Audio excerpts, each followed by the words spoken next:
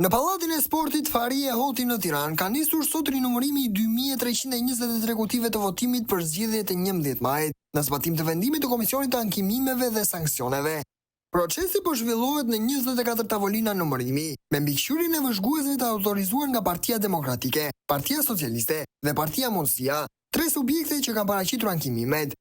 Kandidati për deputet i koalicionit opozitar Blendi Himçi ka ngritur shqetësime për mënyrën se si po trajtohen fletët e votimit, të cilat sipas tij janë të parregullta. Fletët që janë pa vull ose me vetëm një vull po shpallen të vlefshme dhe po i numërohen në favor të PS-s. Kemi pamje filmike dhe po i verifikojmë edhe këtu. Kjo është një situatë skandaloze, deklaroi Himçi, duke kërkuar që kutit që gjenden fletë të tilla të shpallen të pavlefshme. Ai përmendi raste kur fletët e konstatuara ishin pjesë të ashtëquajturit treni bullgar, një skemë e dyshuar për manipulim votash.